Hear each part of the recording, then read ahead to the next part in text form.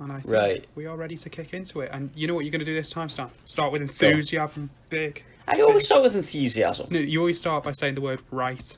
I usually start with a Right. burp, but Right. we cut that out. Come on, enthusiasm. Let's head us. Let me get these blinds up, get some light in the room. Right, happy Oh, Halloween. nah, not in the word right again. Right. I tried to sneak it in to see whether it would get you. Happy Halloween, mate. Happy Halloween, maybe. It's a bit What's your shit, isn't it, plans? really? There's shite all to do. Yeah, there is not a lot to do. There have been illegal house parties I'm aware of. Going on. You're hosting most of them. I usually host them, but not the illegal ones. I'm too much of a good boy nowadays. I think I'll go out for a couple of drinks later, but that'll be about it. I've got an amazing plan. I'm going Go to on. dress up as a police officer for Halloween. Right. Yeah, That sounds like a bad start. it's a really bad start. What I'm going to do, if I see any kids trick or treating, if I see them like, oh, you can't be trick or treating tonight, lads, COVID and all that, and I'm going to find them their sweeties. That's such a quality idea. It is a really good idea, isn't it? And get. I mean, you like, know, there's no crimes Of course, against I mean, it's better than the normal impersonating a plot. police officer. So great idea. oh no, the kids won't know I'm a police officer. I'll literally just wear a high vis and I'll go like, all right. That's what? Do Plod still do that? I doubt it. To be honest, we don't even get trick or treaters by us. We had like pumpkins outside last year. I think we had 2 in total. So Well, that we both live on the main road, don't we? yeah, pretty much. We both pretty much live on the same road. Yeah, if you go straight up my road, it does eventually come to your house, doesn't it? But And it's I think we've had one in the past 4 years trick or treater, bloody hell. and it's bad. But we are not here today to talk about Halloween or trick or treating. We're actually here, believe it or not. You wouldn't believe it because we are like a minute in already.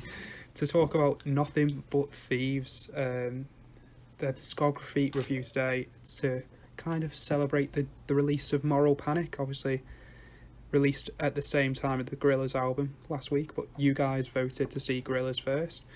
Why? You made a big mistake in doing that, you dickheads. Someone commented when I posted it. I mean, Someone commented underneath.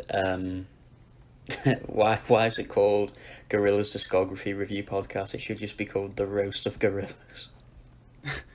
it's there is someone that I want to apologise to. Can I just give me a second here? Monkey. Hello, Monkey, if you're listening again today. I don't imagine you'll ever come back. Monkey is someone who loves Gorillaz, and he's never heard an hour of such negativity, according to him. So I'm awfully sorry to you. I just don't think they kind of really flowed with our musical style, especially not mine. I don't know about you. Or but just that's any how I musical felt. style in general. Oh, come on. Clearly Monkey's got quite offended last week, and I hope he comes back again to hear this apology. But yeah, today I'm liking Plastic Beach a lot more now, though. yeah, that's about all the I positivity. gave it more, like, I'd probably rate it higher than I did last week, but not by much. Yeah, I think I'm the same. If I had to do it again now, I probably would have gave all of them slightly higher ratings. I suppose it's kind of a fault of ourselves for listening to it all in one go in the way we did, which is something that we're kind of working towards rectifying them in the future by planning it out further. So we've got sort of more time to rate and sort of enjoy the music rather than sort of piling it all in one go. But we really need to stop chatting shit about Gorillaz, because I will go off on a tangent and Yeah, just let's go, chat let's shit go. for Let's about five start. minutes. I think we should just get straight into it. Again, Moral Panic came out last week. We had to do Gorillaz first, obviously the bigger band, everything like that. Mhm. Want to get straight into it. They released their first album 16th of October 2015, self-titled. Came up with a few good songs on this. Yeah, did you remember that? Did you 16th of October, or is it right in front of you in the top right corner of Genius? No, it's actually in the top right corner of Wikipedia. Oh, right, fair enough. It's see, I'm far more sophisticated than you, using Genius for your lyrics. Yeah, it's the way think forward, mate. It Go on. got to 7 in the UK charts, this album. That's pretty decent. Gotta I say, mean, for the- for a debut album. I think personally I'd have expected it to do a little bit better, because they released bare singles leading up to it. Yeah, I think. I was gonna say, how long had they been going for before this album? Was it long or? I think like 2012ish, Right, fair 2011 enough. maybe. Still not too bad considering that's it's just the an first estimate. album. Right. Straight into it. Excuse me. Excuse me. Excuse me. It's the first song on this album, and the first time I heard it, I've got to say, I thought sort of it's really really weird because I've listened through Nothing But Thieves quite a few times now, just trying to get myself familiar with it. First time I heard this song, I thought this is really weird, but honestly, each time I've heard it, it started to grow on me, and just like the power in his voice in the chorus, it really gets me. I'm not going to talk about his voice as too early because it is such a huge part of their music. I don't want to sound like, oh, and his voice is brilliant on every song. Just accept that it is brilliant on every song. Yeah, I mean, we could say it for every song. Yeah, it would piss a lot of people off if we did that for everyone. Yeah. So it starts off very mellow, very intimate vocals. It's like quiet, but he's got these like big drums. They're not like, they're quite loud, just not in a like a tone way. They're quite like not drummed out, bassed out. Very heavy. They're heavy, but like you can barely hear they're there. Makes this very spooky vibe for Halloween, of course. Yeah, I mean, even that guitar riff in itself, that like it's just like all a bit of a weird feel to it, hasn't it? Like a spooky feel. And then it comes in with this massive fuck off chorus. I was going to attempt to do the that really loud ooh, but I don't think I'll be able to do it justice. I think I'd feel sorry for my neighbours. So it's so big, isn't it? Yeah, it sounds a bit out of place. Yeah.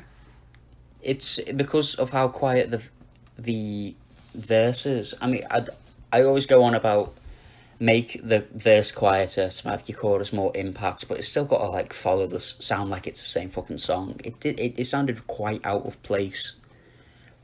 The bass was really good. It got great tones to it, great tones to the guitars and everything. It was a good song. It just sounded a little bit amateur in the way of writing it. It sounded like, oh, we got this cool verse, alright, yeah. We've also got this cool chorus, and they've just like thrown them together to make a song. I can understand that, but for me, I don't know why, but every time I've heard this song, I've just started like that contrast has really started. I've really started enjoying it, because I just think with how quiet and calm that verse is, the hit just hits even harder of that chorus. So I actually really enjoyed this song. No, I enjoyed it. It's gone into the Filthy and the Bastard Man playlist. Oh yeah, this was in definitely. Go search that up on Spotify if anyone wants to hear 1,500 songs of pure unadulterated indie. Mr. Brightside in it. I don't know about that one. It's got it's not quite like the indie party playlist they've got on Spotify. It's got about 50. It's got Golden Scans, Libertines. What's the proper basic indie shit? Wombats. Not 19 Forever. Yes. It's a good song. It just sounded a little bit disjointed at some points. The first thing that kind of hit me in this song is at the end of the verse, which is a thing that you're going to keep on seeing throughout this, and I kept on picking up on it. It's just like at the end of that verse, everything goes silent, and then it hits you, and those like big pauses that they have really sort of bring sort of more effect to the music. I agree. You can have an agreement with that. Next one. Ban all the music. Right, ban all the music. I knew the song coming into this playlist. It was in the gym. It was in the gym playlist. I think it's a really good song. It's great drums, great bass riff. Guitar tone is always like been in class so far. Mm-hmm. The vocal breakdown into the chorus is really good. Yeah, it's just like him. The drums on its own with the vocals, and then hits the chorus again. Yeah, it's got that. But I think the initial start of the chorus is a little bit underwhelming. So when it goes quiet and it's just him and the drums, and then it goes into the chorus, it's like, oh, that hasn't hit. And then it comes into this it's like a second chorus, almost. Mm-hmm. So instead of going, when it goes, this is it, that part, I think is quite underwhelming. Oh, right, I thought I could. And then the part after that, where it goes like dead high pitched, that's a part. Oh, yeah. That's a play of the song. But again, it just feels a bit just disjointed. A few, like, loads of different parts of great songs. Yeah. It's got loads of different parts of great songs that could be, but they just feel a little bit out of place at some points. What do you like this one? Do you like this one, Liz? Yeah, I to be honest, I understand what you mean by that.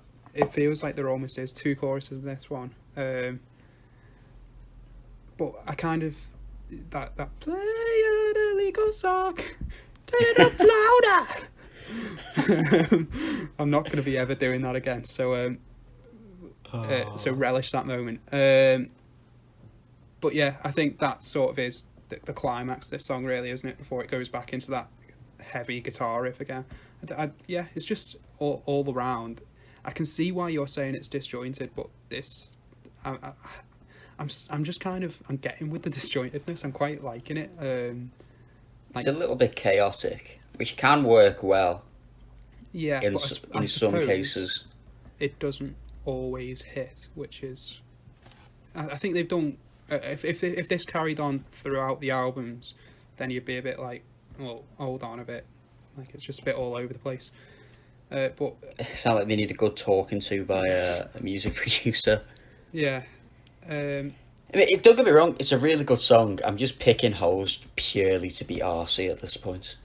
To be honest, I found myself doing that because I was thinking I've got to find problems with these songs to be at least a little bit critical. But yeah, I've struggled to find issues. Unlike our friends Gorillas. Let's not talk about them again. Come on, wake up call. Well, we never had that problem with Gorillas, did we? No. We found holes to pick. Right. Wake Up Call. It's a bit chiller. Mm-hmm. It's still like in their style, almost. From the two songs I've heard, I could tell it's them. Mm-hmm. But it's still quite nice and heavy. And you know Muse, don't you? You know, you've heard of Muse. Do you mean old Nothing But Thieves? Yeah, old Nothing But Thieves is incredibly musy with the high pitched vocals and the heavy riffs going on. And I really do like some of Muse's stuff. Not maybe not their modern stuff. But this has got if any Muse fans are here, Absolution written all over it. This album. It's really, really good. It's the high pitched vocals. They really do contrast with heavy guitars, and it's very easy to fuck that up in music. Well, yeah, I've kind of really never picked up on it till the end because it does work so well throughout. But like at the very end, I was just thinking about like this is literally about half an hour ago for me. I was thinking this shouldn't always hit in the way it does, but it does. They do really well to make it work, don't they? I think it's a hell of a lot of it is the choruses and how powerful his voice is, and it's like holy shit. I think like if it was just a normal, like the standard indie voice, we'd be picking holes in the we think about basic chord progressions quite a lot here and there. Yeah, I think we'd be maybe not everywhere. I think you could probably pick holes in a lot of the choruses as well, though, because you could probably sit there and think, well, if it hasn't got his voice in it, what does it really have to it? And that is something that I did pick up on a few times. That there's always something to keep it interested in this music, but quite a lot of the time, it does just come down to Connor's vocals. I'm really liking this album so far. Me too. We've had like a kind of like a slow, chill intro, then ban all the music, big and heavy. Wake Up Call, another little bit of a slowdown. Yeah, with Wake Up Call, the verses they seemed quite sort of punchy and repetitive throughout. They were like dun dun dun dun dun dun dun. dun, like that was all the way through those verses.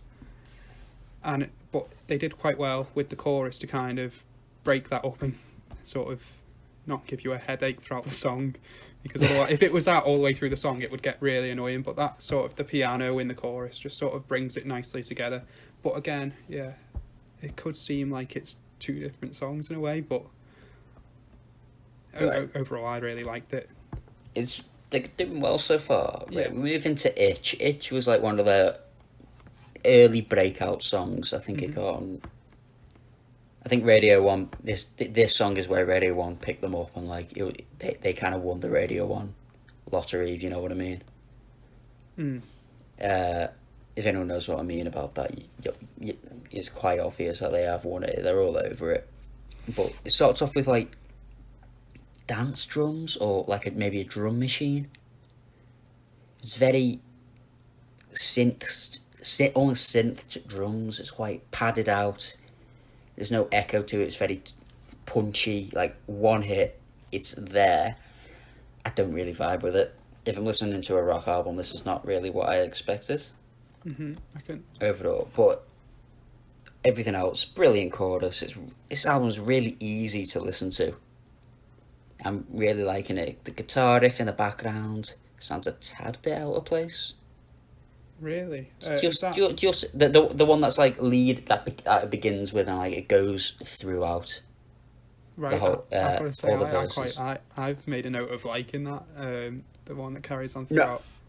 I like it. Yeah, it definitely adds substance, but everything else is like just as again, it's just a little bit disjointed. The very weak guitar solo. Yeah. It's completely drowned out. I don't know what they were doing there. Can I say, I'm glad that our mate Matt from the Wombats has gave him some tips for the chorus as well. At the very start, there's a lovely ooh at the start of the chorus, which is extremely Wombats-esque. If you listen back to it and listen for that start of the chorus, it's just like so Wombats.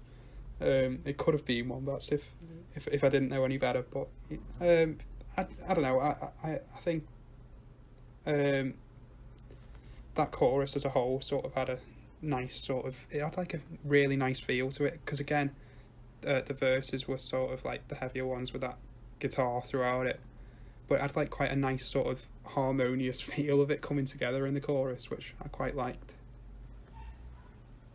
Another thing I want to say is that I don't want to constantly bum off the vocals. She's the first thing I said I wasn't going to do, but they should be the focal points, definitely in the choruses.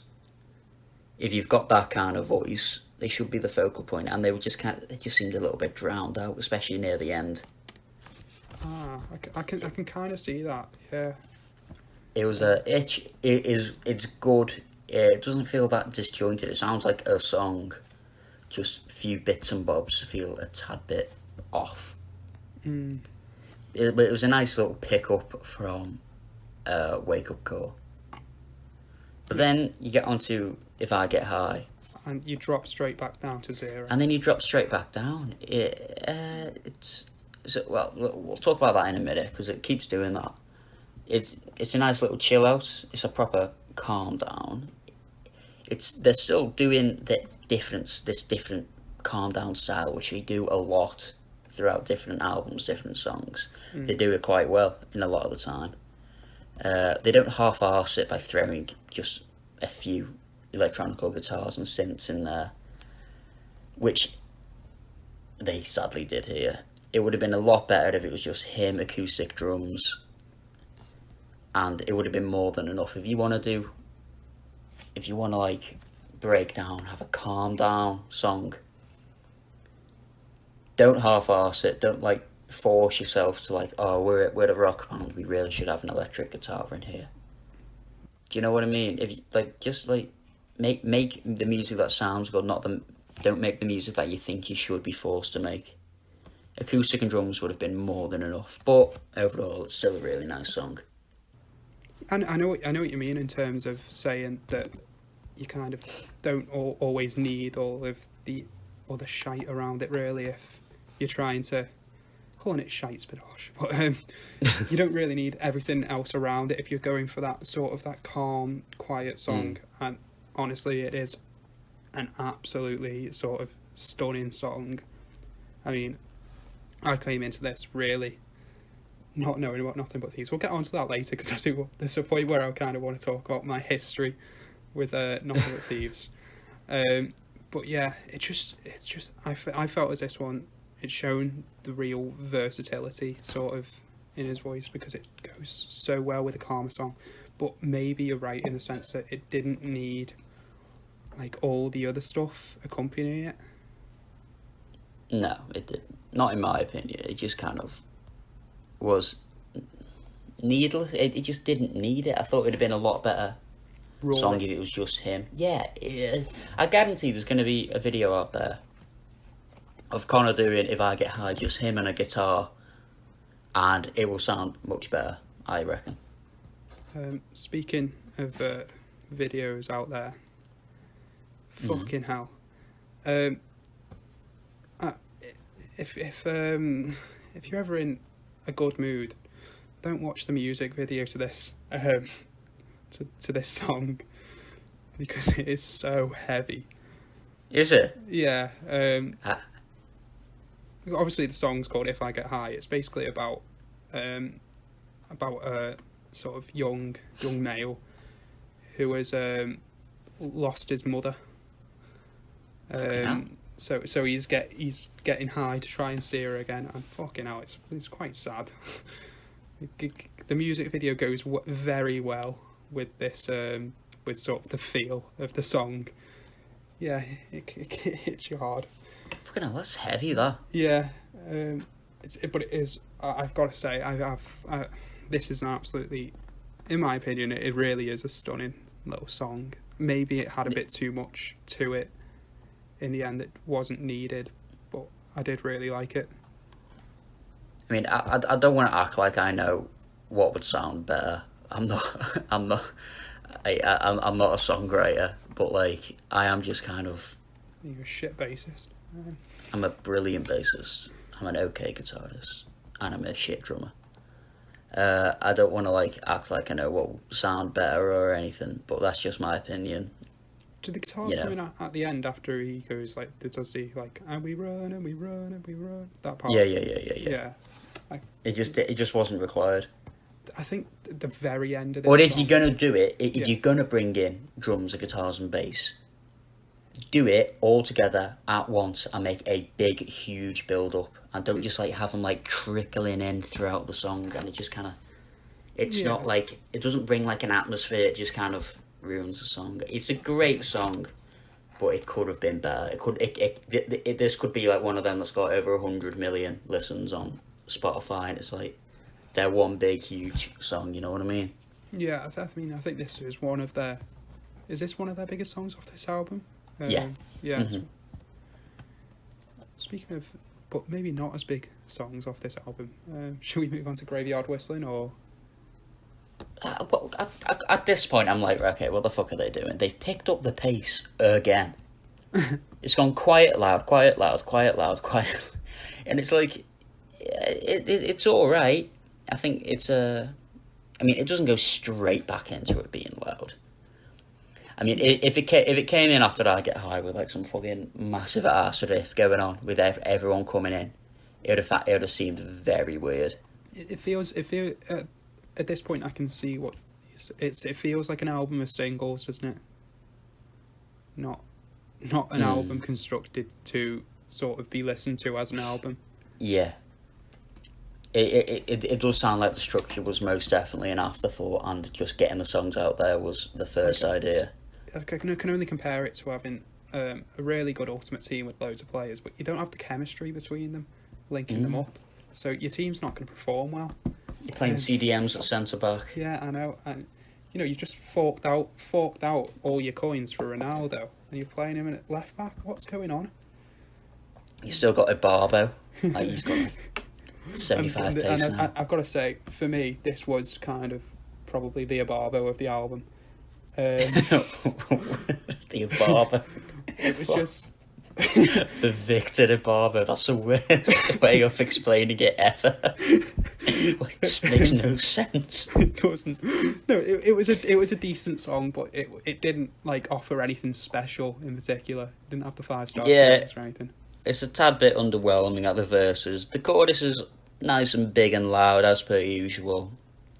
It's standard for them. They know what they're doing there. Verse is just a bit, it's a nice little compromise in the way like verses are quiet and chill to the point of which what's coming in. And the chorus is a big. That's what I love in songs. Quiet verses, big choruses, so it hits hard. Yeah.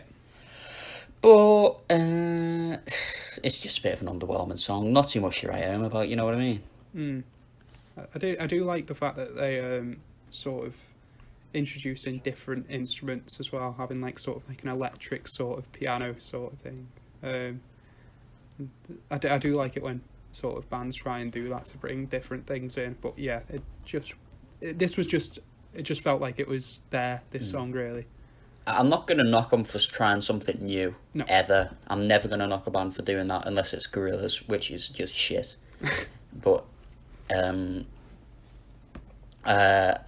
won't knock them. They tried something new, whether it works, whether it didn't, whether it worked for whoever's listening now, whether it worked for me or you, doesn't matter.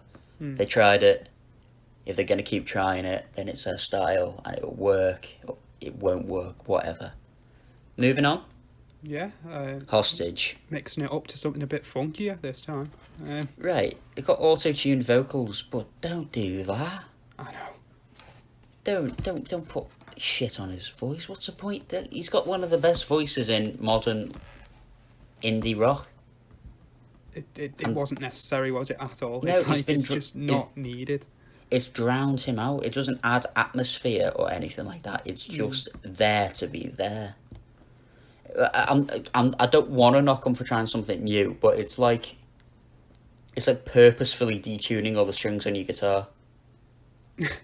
It's not like he sounds terrible and you can play chords on it. It's just that a well-tuned guitar would have sounded a million times better. Yeah, it just doesn't have a purpose to it, does it? The chorus doesn't hit that hard in this one either.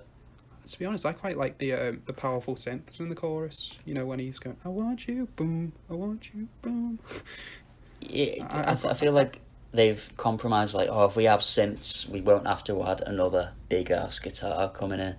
Yeah, I suppose. But all it does is really make the chorus sound very full, but not loud. I think this is the worst song I've heard so far. Really? Really? In my opinion, yes. I was caught a bit off guard by this song, to be honest. I wasn't expecting it really from after If I Get High and Graveyard Whistling to have like a little sort of like a funky poppy tune with obviously the auto tune and the synths and the chorus and stuff like that. But yeah, it I didn't think it was a bad song by any stretch of the imagination. But oh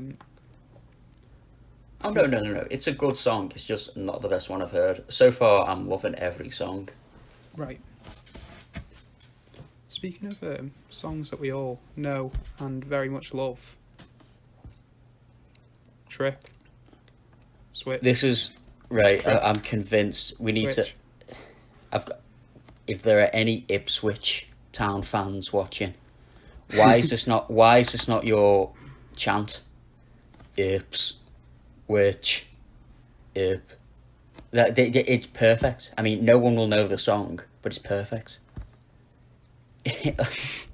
It's brilliant. It would be genuinely hilarious. It'd be hilarious to us and about. It'd be hilarious to about 7 other people out there. To about the 7 people in the stadium that know nothing but thieves. Yeah, exactly. And otherwise, it's just a bit of a shit football chant. Oh well. The world can't revolve around. You know what? We've got to. It's the type of thing we've got to put those ideas out there because we're here to make a difference.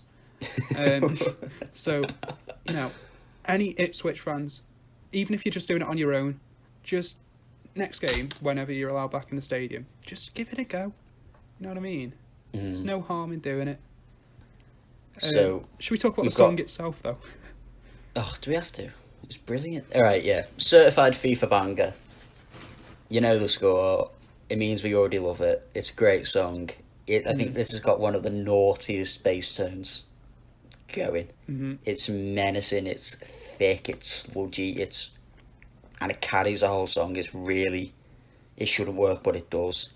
The chorus, it hits so heavy. It's a good song overall. I like it. It's just it's the one thing that like kind of gets me with this song, that every time that I hear it start, it's that drum at the start going and then it all kicks in.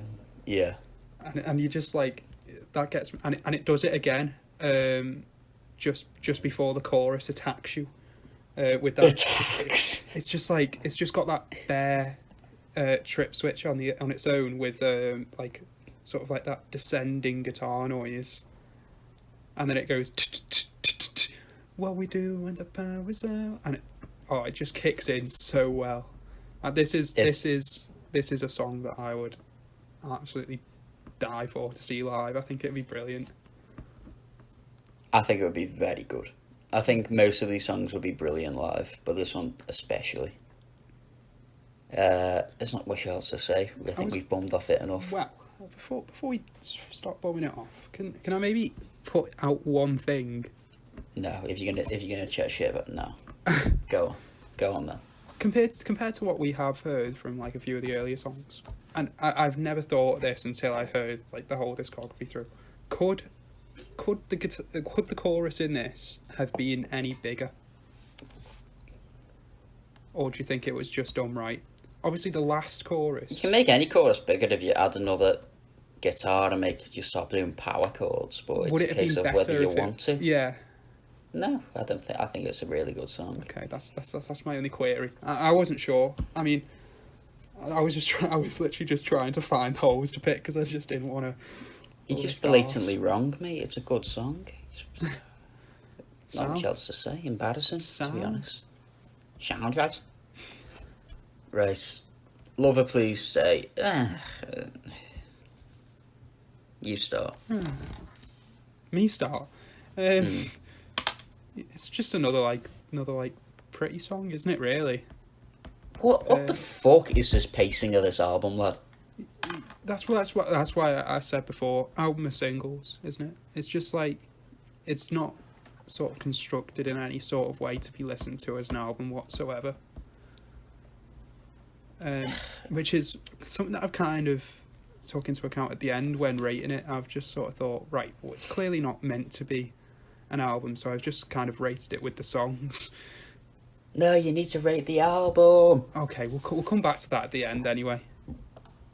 Right. It's a bit of a.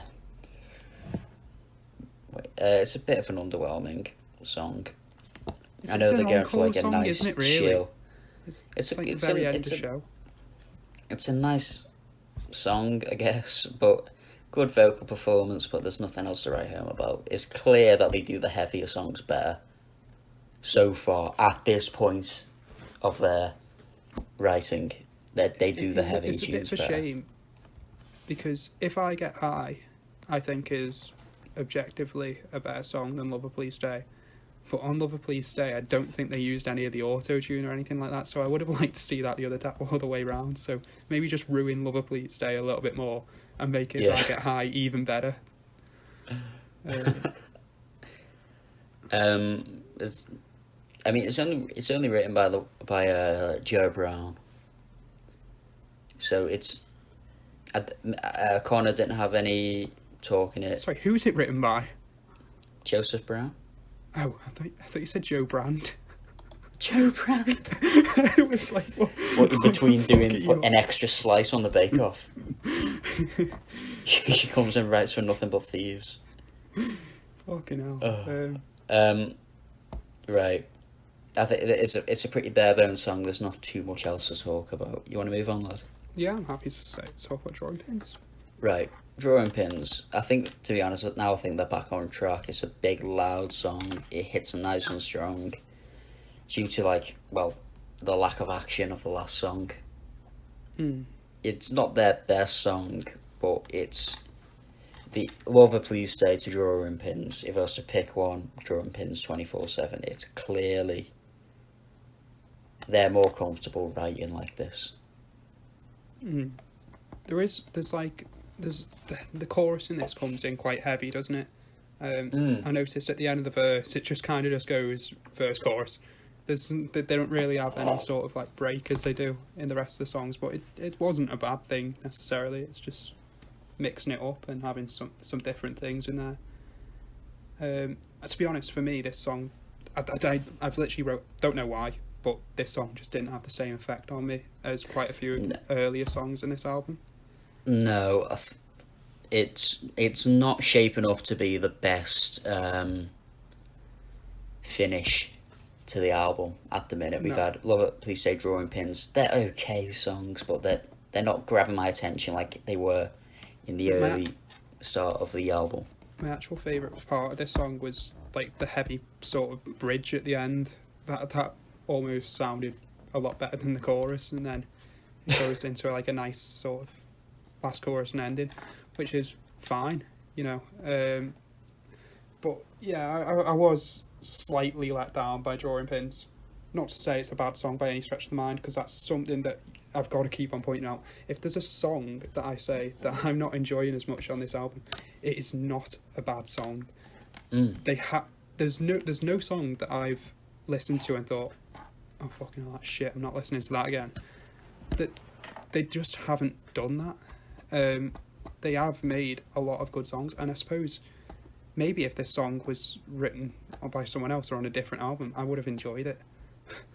But there have been quite a lot of good songs that kind of overshadow Drawing Pins for me. Yeah, it's not their best. I think we're getting into the album filler, especially when we move on to Painkiller. Yeah, I think. So let's not. I mean, Painkiller is overshadowed by pretty much any song. Yeah, I think like the nosediving guitar at the start, really good. It's carrying the whole background sound. But again, this album is definitely losing momentum. Yeah, it's just nothing really particularly grabs you on this one. It doesn't have. It has your typical gripe of loud verse, loud chorus. It just all flows together. It sounds like they made 7 great songs, and their label said, "Well, that's not enough for an album." Mm-hmm. And it felt like they almost had a deadline, and they had to push it out. They had to force it out. It's not a good end to the album. It's getting even a tad bit repetitive with the same tones of guitar, same tones of bass, which have always been brilliant on all the other songs. Something new, but they're reusing them now, or barely even changing them, rehashing structures to the songs, rehashing breakdowns. We're getting into boring territory now. It's not boring, but we're getting into that territory. Mm-hmm. Yeah, there's just nothing overly that jumps out with it, is there? It's definitely not boring because it's quick and it's heavy throughout the entire song, but that's what makes it boring, if any. Well, not boring, but like heading towards that territory, as you say. It just really doesn't have the effect of the other songs, and maybe, yeah, I can see what you mean by saying, you know, let's write 8 songs. Oh no, we really want these on the album, but we need a few more, so let's just bang a few more out before the end. I don't think they did do that, but that's what it sounds like. If they were to hide a few of these in between, like Excuse Me and ban all the music, I think it would have been a better flowing album, a tighter album. Yeah, I can definitely see that, because Uncle, we haven't even talked about Tempt You before we start chatting shit about the album.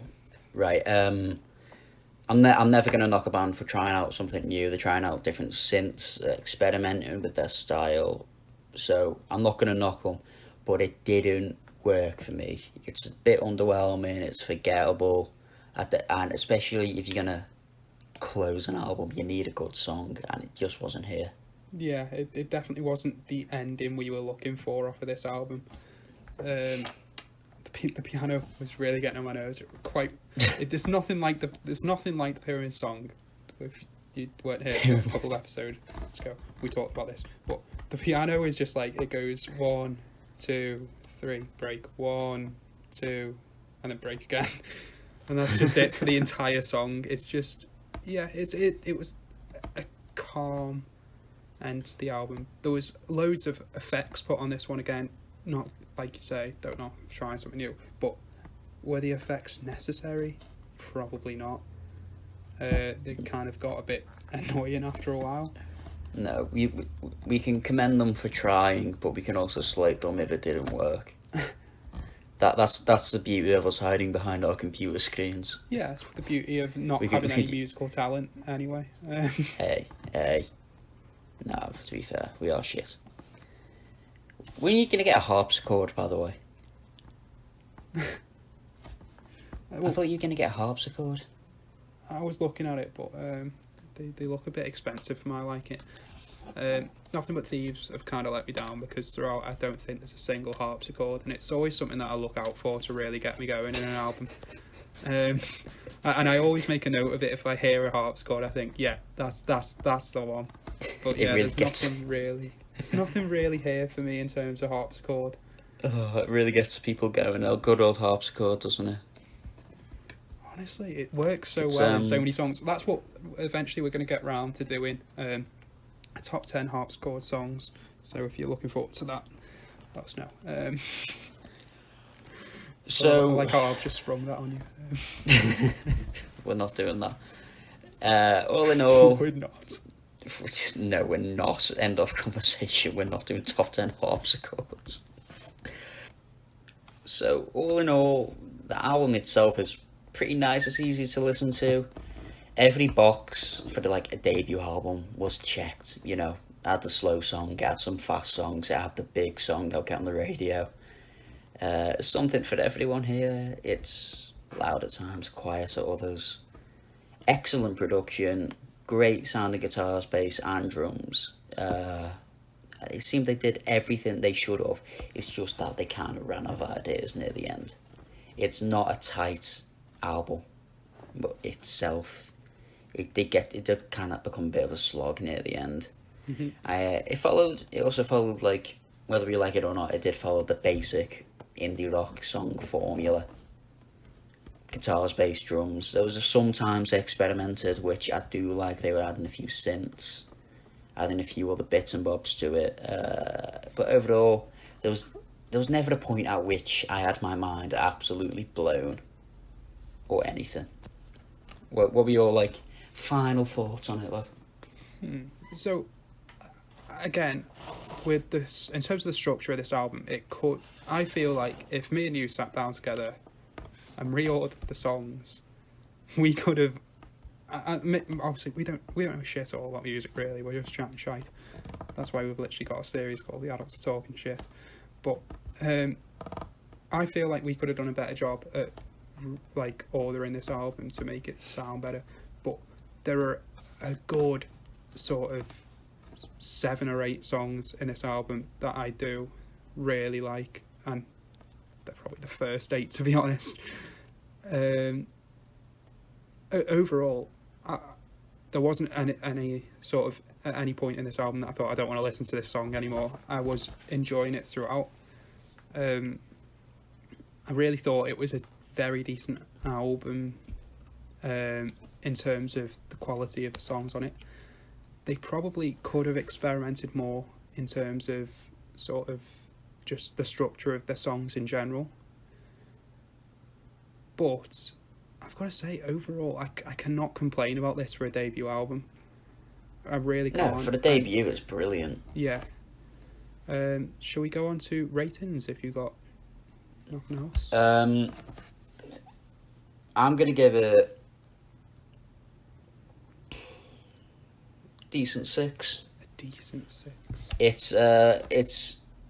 It's a good album, nice and easy to listen to. It ticks all the boxes, but I never had my mind holy shit, that's a brilliant song, or I never had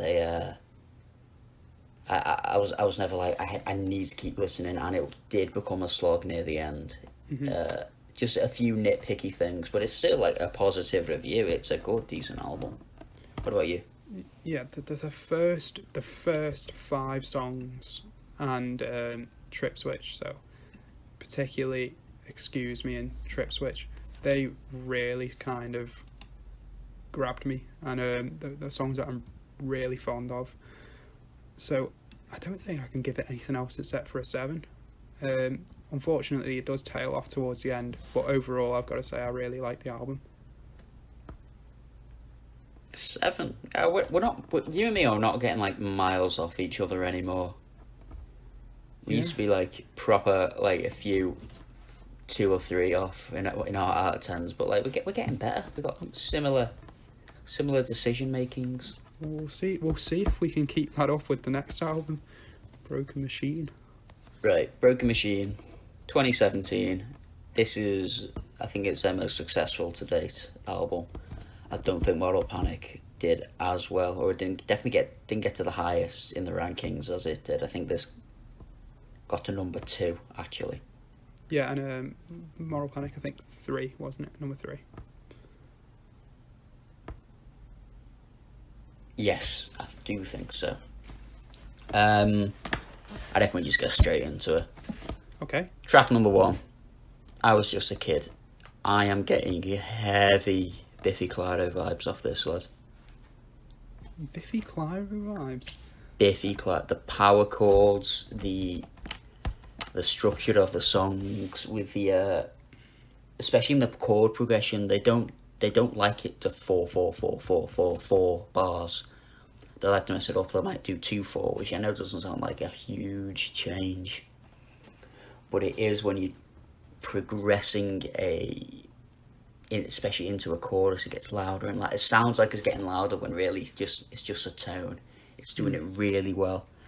The vocals seem better so far. They seem more polished, more powerful. Yeah. I mean, the song's nice and loud. Everything I look to see in a song. I hope they keep going in this album. Well, that's sort of the overwhelming feeling that I got from this one. It was big. It was heavy. It seemed to progress well throughout the song. It seemed to have a few more different parts to it. I even think I got a flute at one point, which I was quite happy about. I do like me weird instruments thrown in. I made a note that I think I heard a flute at one point. Any flutists out there, let me know.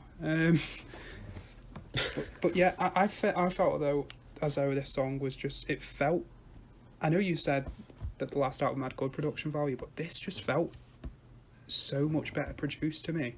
Like, it felt worlds apart, in my opinion. It can get to a point at which it gets too polished, and it loses its almost identity as a rock song. For example, Arctic Monkeys' 5th album, AM, it is incredibly clear that each song, each instrument has been recorded by itself, and they're not playing together, and it's been compressed to shit. It's very dangerous, the line they're walking, to the point at which you can just get, is this a rock album, or am I just listening to the next Catfish in the Bottom trying to work on the indie rock scene, trying to keep on Radio 1 the best they can. Thankfully, don't think so on this album. Yeah, it definitely didn't cross that line, especially with this song, did it? Didn't cross that line. There's still a lot of screeching guitars, heavy guitars, but it could have been a lot worse with this jump up in production, which is very obvious. If for any reason any of you did listen to the Gorillaz discography review, especially the last album, it kind of, the way it had sort of, it obviously, it just felt like that they were kind of mixing it up with structure a bit more, which is something that I was I was very welcoming of at the time. It kind of gave me, obviously, in a sense, it was like Desolé, in the sense that it had so many different parts and it made it all work together quite well, which I was really happy about, to be honest, because especially after coming into this, after listening to the last few songs on the last album, you were kind of thinking, is it going to carry on going this way? But it absolutely hasn't, and yeah, it's a good song, isn't it? Fucking Desolé. Oh my god. I just had to throw Desolé back in there because anyone in the world needs to listen to Desolé. Right. Moving swiftly on. Why do we talk about Gorillaz far too much? Yeah, we have some hate for the torture we were put through to listen to all that. Amsterdam, what probably their most commercially successful song they've released. We've all heard it. Well, also one of my favourite moments in music comes in this song. Okay. Right into before they go into the final chorus, Connor's voice breaks. Does it? Yeah, just slightly, and it's brilliant. You're gonna have to listen to this again. Yeah, I'm gonna have to listen back to this because God. I didn't think it was possible to make Connor's voice break. No, because he gets fucking loud going into the final chorus. When he's not using his falsetto and he's just roaring. Mm. Can I ask, what is like the instrument at the start of this song? It's like a steel... What, the jangly shit? Yeah, it's like a steel drummy synthy noise. It's probably just a synth they put in, mate. Yeah, it is lovely. I don't think it's like wind chimes or anything. Like anything inventive. Can we just ask that if anyone doesn't already know this song, just get on it. Do yourself a favour. Yeah, because this is the point where I kind of want to tell you about my history with Nothing But Thieves, because the only sort of knowledge I had of Nothing But Thieves is kind of from being in the car with Stan, and he would play Nothing But Thieves, and this song would come on, and I'd think, oh, it's a really good tune. But Stan would quite often ask me, just listen to Nothing But Thieves, do yourself a favour, come on, listen to them. And just because any time that Stan asks me to do anything, I don't do it, kind of just to take the piss. But listening back at this point, God, I made such a big mistake. As you can see, we have a very healthy friendship. Oh yeah, absolutely. If we ask, can you do this for me? No. It's just poor. Like you have wasted many years of your life. Bear in mind, when did you pass your test? My driving test. Yeah. Like February. 2018. 2018. January 2018. So one of them. almost 3 years ago now. You've probably been asking me to listen to Nothing But Thieves for 3 years, and this is like the song that like kind of almost won me over. I've made such a big mistake, and this song just kind of gives me memories of being in your car with you. It's such a really good tune. That and Hysteria by Muse. Yeah. Yeah, that was on pretty much every day, both every morning. It's because the other reason is because when I was trying to learn it on bass, and it was a tough song to learn. You could do it in an afternoon, but obviously I was a good A-level student. I was trying my absolute best to get these grades, so I didn't have all the time. So I constantly used to play it in the car. I think it pissed you off a lot. I think we usually got to the end of my playlist with how many songs I used to skip. You used to skip most songs, to be fair. This was one that you wouldn't ever skip, though, I don't think. And actually, thinking back about it now, I can actually picture... Is it in the final chorus where it goes quiet, and then that really huge final chorus? Is that where his voice breaks? Yeah. Yeah, okay. It's when he goes, and over and up, the first over... He says, it breaks. It breaks. Yeah. Hang on, we haven't actually talked about the rest of the song. Great production. The guitars are crunchy. The bass is drowned out. I love the addition of like the synth at the start and the synth during the verses. It's a brilliant song. It's a reason it's their best. Oh, right. Like there's nothing to complain about in this song at all. and then it just sort of eventually after that huge chorus brings it back to the very start with that sort of synthy noise again. Oh, it's just stunning, isn't it? Really. Yeah, but then we go into Sorry, which just slows everything down again. They did it on the first album. I was angry, very angry, and they've done it again. And I hope it doesn't keep up. If you're gonna add a few slow songs, add them together, and just have a slow part of the album. Don't just like on and off. It's one of my pet peeves in albums. The structure to it. Yeah. I once fucked a girl to this album on shuffle, and it was like the weirdest experience because like we would get like irregular slow songs like in it, and then fucking like Live Like Animals would just start, and it was like wasn't expecting we'll get onto that later. I've not heard this story before. Did Sorry come on at any point? What? No, but I do get a rock on every time I hit Amsterdam. Because I can imagine Sorry is probably one of the worst songs to do it to if I had to pick any. Oh, it was devastating. I don't remember Sorry coming on. I don't remember a lot from that night, actually. Effective. Let's get... I can't believe I said that. Have I not told you that? You've never told me that before. Oh, we'll get onto it when we're not being recorded. Okay. Sorry. I need to know who after this one as well. I can imagine who, though. It was... no, it's not who you were imagining. It was some Randy. All right, okay. We'll talk about this later anyway. Okay. Sorry, I don't rate the slow down of pace, but it's a great song, so I'll allow it. The new additions of like synth following the chords, it adds a lot of ambiance, if you know what I mean. Yeah. Ambiance. Some parts of the song, I'm glad they're not just staying in their comfort zone, you know. They're adding new bits. They've done it. They did it in the last album. They're getting a bit more experimental. This one, it's a bit more sophisticated in this one. I'm glad they're not just sticking with what worked. And this one did even better. I've got to say, very proud.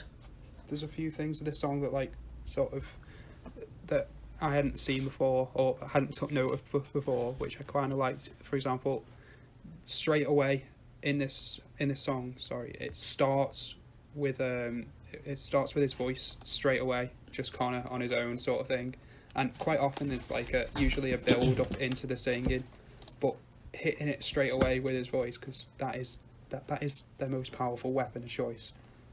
Like it works very well. Also the harmonies in the chorus, can I just say, that is what makes the chorus of this song so good. They can kind of go missed, but yeah, if you actually pick up on them, they really do make the chorus very good. If you're as musically aware as our Shoney, nothing gets past him. He knows everything. The only things that I love in music is weird instruments, and harmonies and choruses. And a harpsichord. You know, that can be weird instrument all boxed up into one. I see. This is an example of a song that just wouldn't work with a harpsichord, mate. Well, you say that. don't try and argue it. It wasn't. You say that, but you know what? I think I could do a good job. You give me a harpsichord in this song, and I'd do a job. I'm not getting your harpsichord. Christmas. That's Crimbo presents sorted. Yeah, if you can fork out $1,000 for a decent one, yeah. Right, $4,000. No, I think $1,000. I think they are. I'll have to, you know what? We'll get looking. You carry on. You take us to Broken Machine. I'll look at harpsichord prices. Okay, Broken Machine.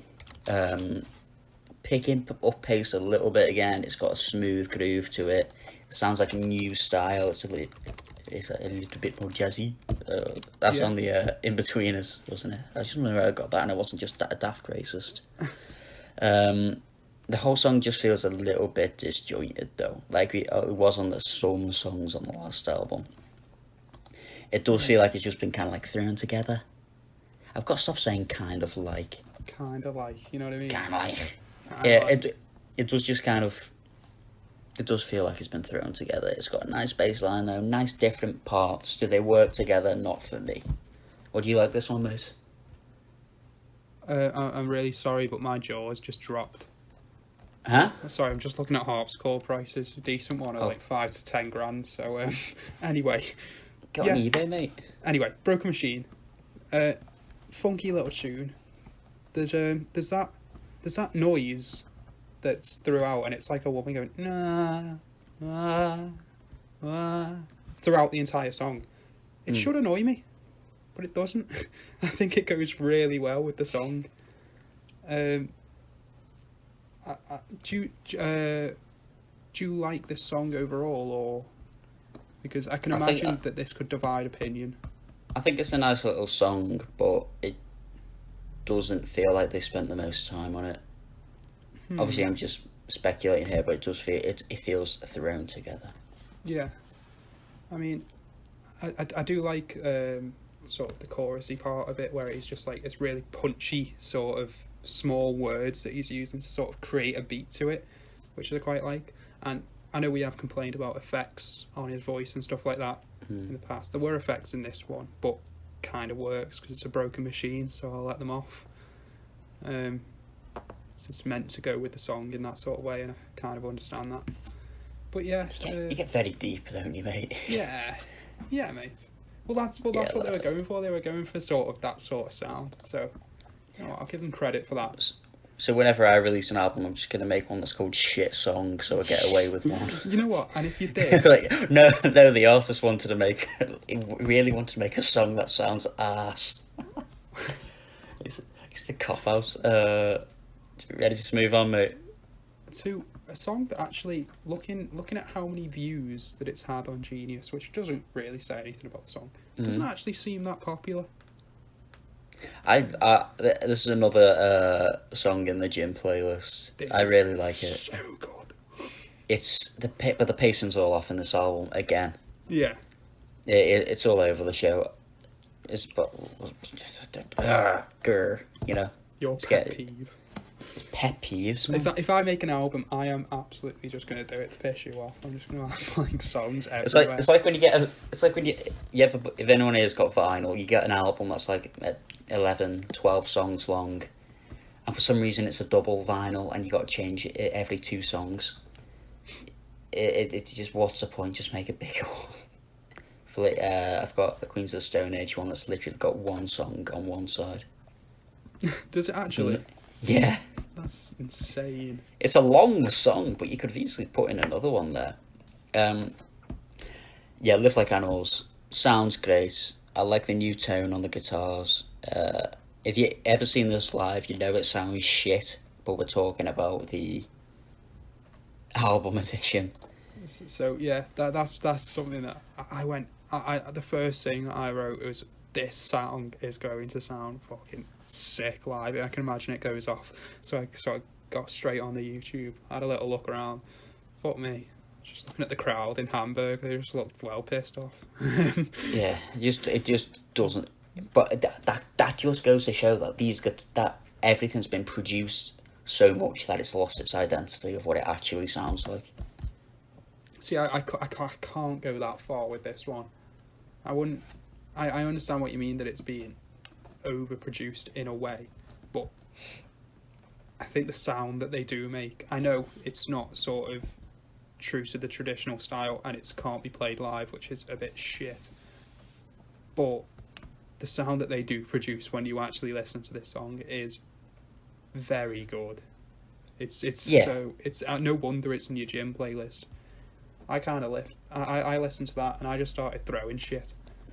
The kind of song that makes you want to the kind of song that makes you want to happy slap someone or flip police cars. It's a great song, but the chorus is underwhelming. Now we'll look into it. There's no vocals until the final chorus in the outro, where he goes, "So wake up." Oh yeah. And it just doesn't, like, the chorus is just a bit, where are these vocals? And if he said, "So wake up," like he did on every chorus, it'd be a 10 times better chorus and a 10 times better song. Hmm. But I don't want to knock on for trying something new. It's clearly something a bit different structure, different bits and bobs, taken out, put in different places. It worked as a good song, but it could have been better if they added more vocals. Next year at Leeds, we're going to make a fucking huge campfire, bonfire. Just play this song and go fucking mental when it goes dancing around the light. I'm looking forward to that. I like the lyrics on it. We get our truth in the Daily Mail. Yeah, I wrote that down as well. It's madness. It's quite basic lyrics though. When he's not like I'm not gonna call it rapping. No fast singing. Yeah, whatever. I was kind of looking for a word for that as well. It's like it's quite basic. Like what was that one? If you're someone, don't ask for nothing. If you are no one, don't ask for something. Yeah. Oh yeah. Yeah, that it quite basic, repetitive lyrics, and it goes well with like the repetitive verse. I like it. I think it's a good song. Yeah, I think it's a very good song, and I think it just shows us again, kind of the versatility of Connor. Kind of that sort of fast singing, rapping is something that we haven't seen of him before much. They're changing it up. They're adding new shit. I like it, man. I like it. I don't want to get bored in my albums. Will you get bored with the next song? Yeah. Ah, good. I'm glad you said yes, because I didn't really have much to say about this. The pacing's still off. I'm going to point it out whenever I can.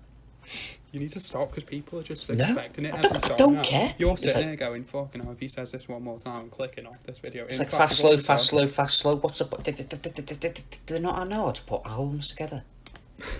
The song's a lot smoother and calmer than a lot of other stuff. It's not the slow song that Sorry was, but it's obviously not the fast song Amsterdam was, or the big song that Live Like Animals was. It's a new style. I'd say it's a bit like Broken Machine, the song. The whole album's a lot smoother and calmer now I think about it, innit? Yeah, I mean, so they just didn't really do much for me. It's one of the few songs that, like, looking back on it now, I probably just won't listen to again. I like album. This is like one of their big songs, you know. Is it? Yeah. Surprised at that. They've got that echoed guitar. It really adds substance to points at which would otherwise be a bit boring in the song. It's a nice song, but it's not their best. Can I just point out something that we don't listen to this music together? Yeah. Yeah. I'm surprised that you didn't like this song, to be honest. Like, I'm coming into this thinking, no, he's gonna. But yeah, we genuinely just like sit on our own, make our own notes, and then just sort of come together to talk about it. So it's we try our absolute best not to talk about it during the week. Yeah. Or if we ever call each other, but like for example, in Idols, it was like. I told him, we're going to do Idols this weekend. He goes, only 3 albums, so alright, sound. And he calls me up about 4 songs into Brutalism, and he goes, Stan, we've got a problem. And I go, what's a problem? He goes, I hate this music. I hate this music. I'm like, oh, well, thanks for letting me know. But by the time we got together on a Sunday, it all came together well. So you were vibing with it more. Yeah. Right. I'm Not Made. On to I'm Not Made by Design. It's you ever watch Sons of Anarchy? I have not, Stanley. Or you ever watch any American like Southern TV show or movie or anything? No. No. No. The fuck, right? This sounds like it should be the intro to Sons of Anarchy. It sounds very Southern American. Yeah. Is that if Kings of Leon were forced to make their music heavier? Yeah, so it's that but kind of heavy. But I really like this song. Okay. There's always something new grabbing my attention in this album, whether it's a synth, whether it's a new bass tone, whether it's a drum style. In this case, it's the drums. But I've not been bored once yet on this album. Yeah, this is why I said, like, at this point, like, there's just so much that's like mixing it up between songs, and there's always something to maintain your interest. Like, it's on the first album, you felt as though, you know, if Connor's not up to scratch on this one, I'm not gonna like the song. But there's always different things going on, which is what I like. And the words that I've wrote here is, this is seriously different gravy. Different gravy. Yeah, and I stand by that. This is different gravy. It's a new breed, man. It's I haven't been bored yet. The closest I've come to is maybe on Soda, but I've not been. There's always something new in this album, and I'm so thankful that they haven't just gotten away with making the same album twice. Because for a debut album, getting to 3 in the charts, peak UK, like I wouldn't blame them if they just wanted a cash grab on this. Yeah, they're trying new shit. Easily. They're trying. It's really good. Especially on this one, I like the you know, between the phrases in the chorus, they had this guitar going. He would say something that goes doon doon doon, just like between each one. It was really well done again on this song. It's good, man. Right, let's move on to Particles, and this gets the first Filthy Bass Tone Award of the day. You're making this a thing, because I've not heard about this one. We're making this a thing. Whatever song's got the filthiest bass tone, I'm awarding it to Particles. I'm going to award this probably my favourite song on the album. It's another one of their bigger songs. Mm-hmm. It's a really good. This wasn't even released as a single before the album came out. They didn't expect it to do better, and they had to release it like almost 6 months later, as a single. That is very interesting. It's brilliant vocals. I love this song. I'm still not bored. It's a great album. Everyone's heard Particles. And if you haven't listened to it after you've finished the podcast, after. Oh yeah, after. See how many people Agreed. click off at that point. Make a note of that time. I think it's a fairly simple song for the verses, isn't it? Really, there's not much overly to it, but it's the way that the chorus pulls everything together. And even the build up into the chorus of piece by piece, day by day, like it just brings everything together. It's just the sound. It's just the sound. Go on, explain the sound to me. Why do I love this song so much? Spacey shit. Yeah. Okay. Is that what we're going for? Sounds like something Brian Cox would vibe with. Yeah, definitely. And not just because it's called Particles. Which I now know where my mind took me to make that link. Where? What Particles? I'm like, oh, what does it sound like? Sounds like something Brian Cox would vibe with. Yeah. And then I realised it's called Particles. Can you imagine Brian Cox doing a cover of this? In his voice. Tell me if I'm being strange. My particles. Oh, that's my billions that's and millions of particles. Right, let's move on. No, we'll stay with this song forever. It's a great song. Honestly, if at this point we haven't convinced you to listen to Nothing But Thieves, just at the end of the podcast. At the end of the podcast, because we need as many hours as we can get. Years.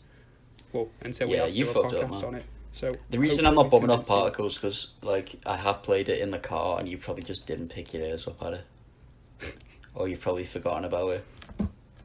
It's a great song, but the next one, not so much. Get Better sounds like a bad Fall Out Boy ripoff. It really does. Yeah. Yeah, it's not my favourite song. There's nothing that really grabs my attention. I'm afraid to say this is the official first dud of the album. Oof. Oof! Dud, mate. No. That is big words. I mean, it might only have 3 or 4 letters. I don't know how you're spelling dud, mate. But D-U-D. What a dude. no, dud with a double D. I don't. Anyway. Dud. No, D-U-D. 3 letters. Yeah, big words because I just think this is something different on this album. Yeah, maybe I can say, when you said it, now thinking back on the song, yeah, maybe a bit, but I do like the fact that it's just something different. Again, it's another one mixing it up. I enjoyed the song personally. Yeah, maybe I need to start listening to more Fall Out Boy in that case. Don't. Please. No. God, no. You sure? Like, yeah, right. you've really Hell yeah. you've Hell really yeah, I'm offended sure. some people. Hell yeah, I'm sure, man. You ready to move on? Yeah, we can go somewhere. In my opinion, there's not too much to write home about here. I don't know where these great guitar tones and great synths have gone, but they could have had a decent song on their hands here, and it's kind of been dumbed down, which I didn't like them. I wasn't vibing with If I Get High that much because they added useless shit to it. But if they did it here, it would have worked, and I'm not too sure why. But we've had 2 subpar songs in a row now. If Afterlife isn't that good, then they've done the same thing they did in the first album and just thrown together a few songs at the end to fill it out. Because I am not vibing with Hell Yeah. It feels like they've ran out of steam again. Oh my god, I'm gonna have to finally completely heavily disagree with you on Hell Yeah. It's they're just trying to, like, from the first album. I know you maybe haven't been a fan of like the proper quieter songs, but that's what this is. And you said on that first album, don't add loads of shit in. They've just kept it nice and simple, and I think they do it well. It also didn't work. It didn't work for me. They've kept it nice and simple to the point at which it's been so dumbed down from what could have been a good song. It was boring. I really can't say that this is kind of... You can't say this is boring, sure. Maybe you can. You just did. Personally, I think there's nothing overly wrong with this song. It's just sort of a nice, calm song. And maybe, again, poorly placed in the album. But, yeah, but, I mean... And now I don't even want to bring you on to the next song because I know what you're going to say. I really like this song. Oh. No, I'm joking. Oh. I like the guitar tones, the plucking of the plucking of the guitars, but overall, it's a bit underwhelming to end off an album. Again, 2 albums in a row. They really needed to embed these final 3 in between some belters and like maybe ended on the album with Particles, and it would have flown a hell of a lot better. So where are we up to now? Afterlife, mate. Yeah. See, I like the sound of Afterlife. Yeah, I think that again there was a nice sort of again another weird sort of steel drummy sounding synth, and it was, I suppose the tail end of this album was all just like a come down from Get Better. Yeah. Yeah.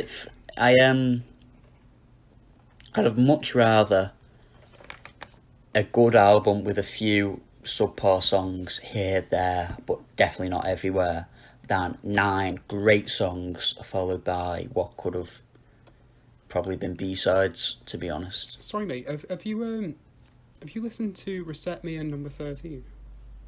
No. That they are in the deluxe. Are they the deluxe, are they? It ends on Afterlife, Boss Right. Man. That's fine by me.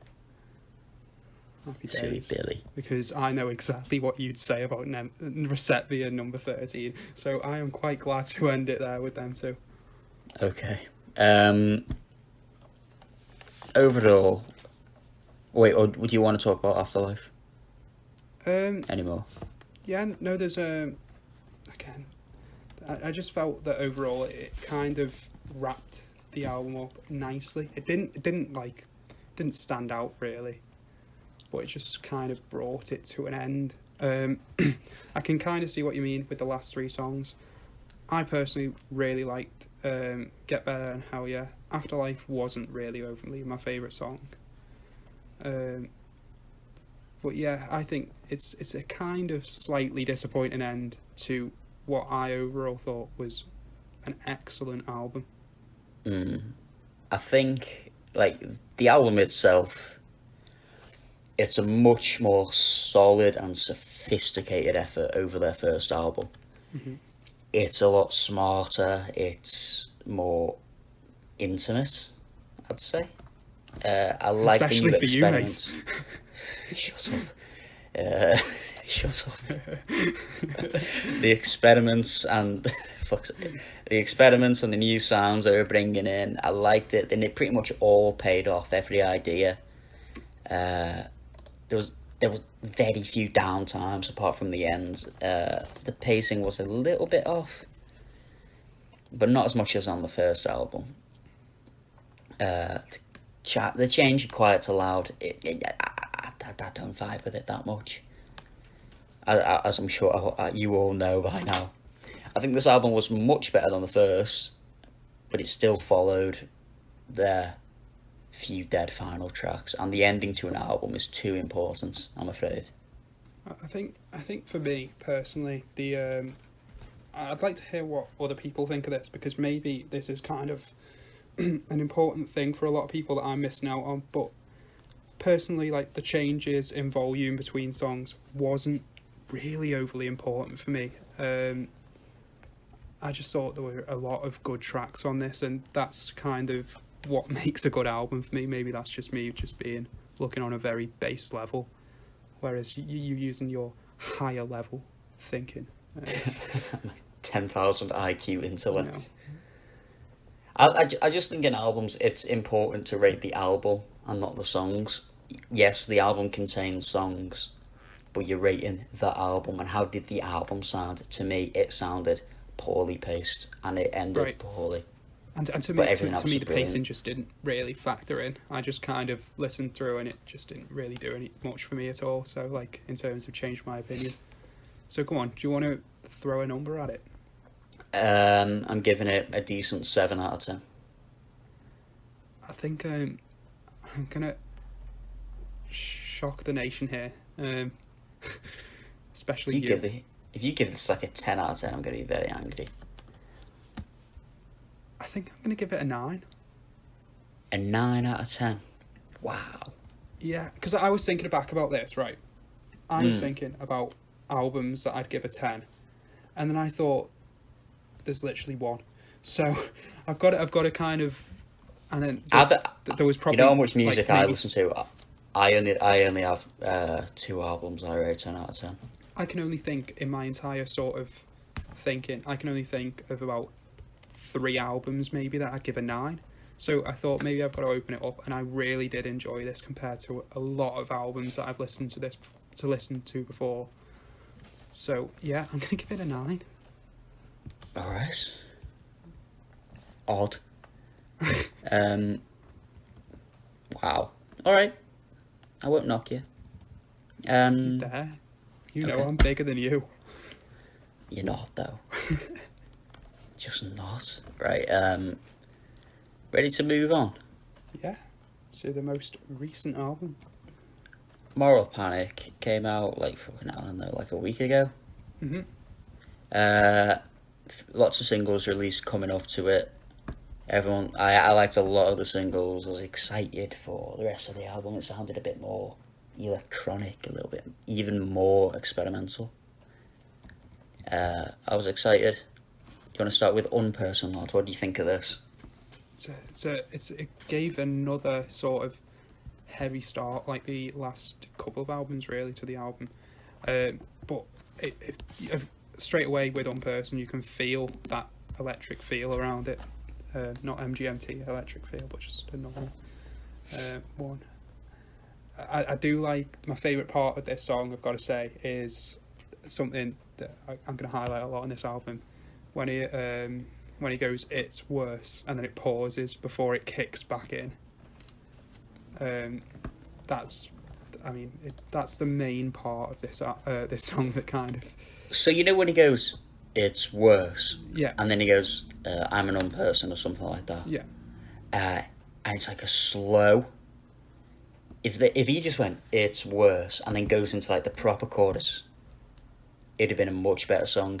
It's a very weak pre-chorus, and it's a brilliant chorus. Yeah. It's still got the crunchy guitars. It's still got everything that you know to be Nothing But Thieves.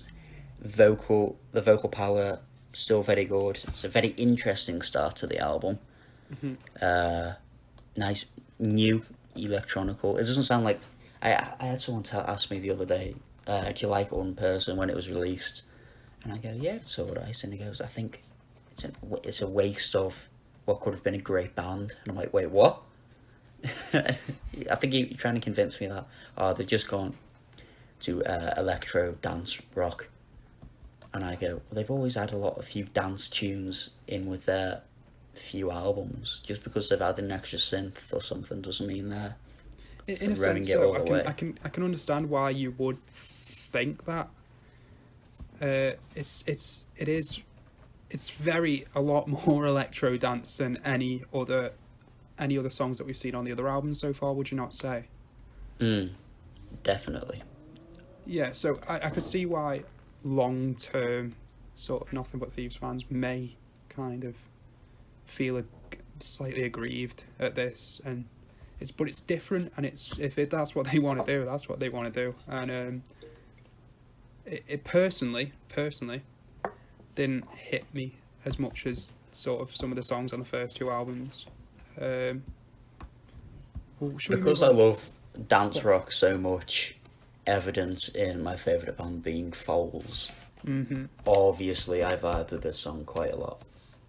Yeah. There were a few dull parts, especially the pre-chorus, and the build-up into the final chorus took way too long. Yeah, definitely overstayed its welcome. It was a big drag.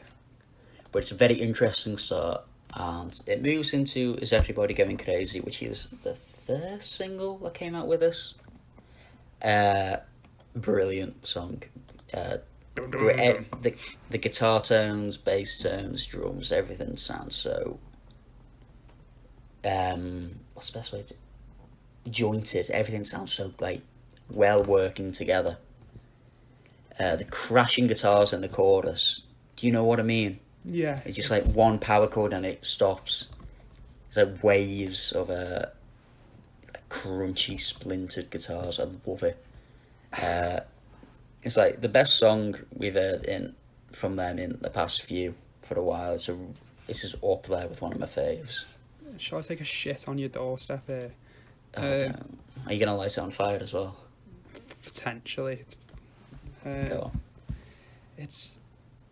The chorus for me felt, I don't know if it was the voice or the mixture of the voice with the synths, but was it even, it could have even been slightly the effects on the voice if there were any, but it felt just like a bit kind of poppy and mainstream for me. I mean, yeah, I did notice that on this album a little bit. So I'm glad I didn't take a completely steaming shite on your door. I was aware of it, and I mean, they've hit the Radio 1 lottery, so they've kind of got to cater to that now. If they were a proper underground loved band, and they were only loved by, I don't know, Reddit or something like that, if they were a Reddit band, idols, maybe they can do whatever the hell they like. And maybe it would have been a whole different album, but I still think it's a decent song. the difference was with this one was the kind of the musical interlude before the last chorus on this one was so much better than the one on Unperson. I don't know what you think about that, because I know you said that dragged for a while for you on Unperson. I didn't really notice it all that much. Right. I think if it was shorter, then it's better because Unperson took the piss. the literal piss. Moving on, lad. Yeah, there's the self-titled song, the titled song of this album. Right. They've chose a Title shit track. It's smooth. It's somber. It was kind of like leading up to a dance beat. It felt like. Mm-hmm. More experimental shit. I don't really want to like knock it, but I do. It's a forgettable tune, innit? Yeah, it's all over the show. It sounds like 3 songs that could have been one. the start of it. I know his voice sounds nothing like it, but it kind of like again very sort of mainstream sort of radio kind of music. It was like, this is the last day of my life. Just like it just sounded a bit naff. I'm not gonna lie. You're not a fan that your favourite band's gone mainstream, are you? My favourite band for years. I've loved these for years. And Absolute. You're there from the beginning, weren't you, mate? yeah, from the very beginning. You know, I've seen these live. You have and I haven't. What the fuck? I thought you left halfway through though. Yeah, so we went to see them at Leeds 2018 with one of my mates, and yeah, we only went really to listen to Trip Switch because I kind of decided that I wanted to see every song that's ever been on FIFA, and I didn't know any other songs, but yeah, we kind of got 7 songs in, and then my mate had to go home, and I was staying one more night. And I had to walk him back to his car, so I watched the first half where they just played sort of just decent little tunes before they had the good tunes at the end. So I missed everything that was good about them, and spent about an hour and a half trying to locate the car park in Leeds Festival whilst being quite pissed. So didn't go too well, that one, I'm not gonna lie. Can't believe you left halfway through. You're not a real fan, mate. I'm not a real fan, but we're going to see them. I've decided. Okay. They will be playing at pretty much every festival next year, I'd imagine. Sound. And if not, then October 2021. There's still some tickets left for Birmingham, so I'm driving the 2 hours for us to see. There's also tickets for Biffy Clyro though, and I'm busy that day. hate to disappoint. We can go around all the country. I'll drive, mate. Sound. It's it's a bit off, this song. That's all I'm gonna say. Ready to move on? Okay. Right. Actually, Real love can I just say song. one more thing about Moral Panic? Go on. It felt like it was building something and gave me shit all. Yeah. There we go. Yeah. Moving on. Real love song. Excellent way of describing it. Right. Real Love Song is in contention with The Adults Are Talking for my Song of the Year. Ooh. I wasn't expecting it. I knew you. You said you were going to say this at some point. I wasn't expecting it here. This is Nothing But Thieves at their absolute finest. They're the best we've heard of him vocally ever. And I will take that to the grave with me if I have to. You might have to, because The screeching guitars when the chorus hits in, they add such like a like a proper atmosphere to it, especially with the echo drums with the beat coming in. It had this amazing build up to the chorus, and the choruses are brilliant themselves. I usually get angry when everything's reverbed to the point at which it just sounds like a mush, but it's so echoed that it does, and it's so echoed, but because Connor's vocals aren't echoed, they sound like their own thing, and they completely break out of their own mold, which is why they sound so brilliant. And the way he holds the note in the final chorus is, it's the best. It's probably their best song, in my opinion. By Nothing But Thieves. Mm-hmm. Right. So I can completely... Bearing in mind, I've been listening to them for years, and this is a brand new tune from them. And me. And you, but you've also got like Amsterdam to listen to and Particles to listen to. Yeah. I was gagging for something new. Yeah, of course. But I've taken a lot of thought to this. This is probably their best song. I completely agree in the sense that I think I've made a note that this is the first huge tune from this album. Yeah, I do really like it. It flows really well together. I completely agree with you about the chorus, the way it sort of ramps up, and especially that ending is kind of unreal. It's a bit of a short song, which pisses me off. Yeah. I wish it was longer. Yeah. It's just a standard length. They don't really seem to do much variation between sort of 3 minutes 20 and 4.5 minutes, do they? It's always between there. For Nothing But Thieves. Yeah, I mean, I can kind of see what you're saying, but yeah, if you could have saw my face there, I just looked a bit shocked. I just thought it was a really, really good song. It just did what it said on the tin, wasn't it? Really, you open the tin, you're looking for a real love song. There you go. You know. Well, it's like the reason the adults are talking, or is my other one. It's because it's the Strokes at their finest. Yeah. It's I don't want to go too much into it, but everything that the Strokes are is that song cranked to 11, because it's then. If you had to pick one song to introduce someone to the Strokes, you're either picking that or Hard to Explain.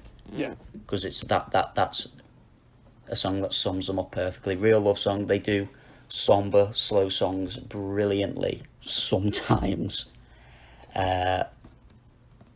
you want to show off his vocals, brilliant. You want to show off the meaty guitar tones, the smooth drums, the smooth bass. Everything that Nothing But Thieves are the best at is in this song, and that's why I love it. Do you not think the verses are a bit plain Jane? No. No, not at all. They can be a bit plain Jane. Yeah, I mean, makes I know a chorus that hit. I can tell It you makes now. a chorus hit I agree perfect. with the chorus is huge, but could the verse sort of add more to it? It didn't need it to Okay. make the chorus, because when you think about it, all the chorus is his big ass vocals, that do do do do do do, that riff, and drums with just like a basic bass line going on. There's not much going on, so the verse had to be quieter, otherwise you'd have just had a rock song and it wouldn't have been nearly as good. And it hasn't even made the bloody charts, eh? I think this was their second or third. I think it's their second single off this album. Okay. So, this will be a good one when we go to see them live next year in Birmingham. It's gonna be brilliant. Phobia. Ready? Yeah. This sounds like a really, really, really, really bad Billie Eilish ripoff. It's got a nice little vibe to it, but it's just not Nothing But Thieves, is it? I don't want to knock them again. I don't want to knock them for trying something new. Okay, right. So do you not like the but because it's got like that intimate whispered vocals, right, you're not getting Connor. It doesn't show him off at all, does it? No. Did I mean? I hate to ask you this. It's like getting Flea on bass and asking him to do root notes. Did you listen to the whole song? Yes. Why? Because it like I thouut that this was. It does pick up. I'm aware it picks up. Yeah. It's like angry ass riff. The drums getting picked up. It sounds like 3 different songs mixed into one, like a Frankenstein basic ass tune. It's just not my fave. It's not that good song. Yeah, I mean, I completely agree with you in the sense that I just thought if they were going to keep on whispering for the whole song, I looked at the time left on the song and I thought 4 minutes. Well, I'm not listening to it, but it did ramp up throughout the song, and it was fucking needed, to be honest. It gave it a much needed boost. I think when it does ramp up at the end, I actually do end up enjoying the song as a whole, but I suppose it takes too long to get into it, doesn't it? Yeah. Shit Sounds like Billie Eilish song. It is. It's like a bad Billie Eilish ripoff. That's exactly what it is. Moving swiftly on. This feels like the end. Stones thrown at your house. What's that, mate? Before you get any more stones thrown at your house. No one knows where I live. I'll tell Don't you. even live in the port anymore. They can't catch me. Someone asked me, like, do you actually live in the port? I was like, it was on me. You don't. You're a fake story. porthead, you. What? I moved when I was 3. So I live on the same road as you, and you live in the port. Hold on, you're giving away quite a lot here. Right, I live in the. You gave away quite a lot there, mate. I live right next to Whitby as well. Yeah, let's be quiet now. All right. Before someone triangulates our location. This feels.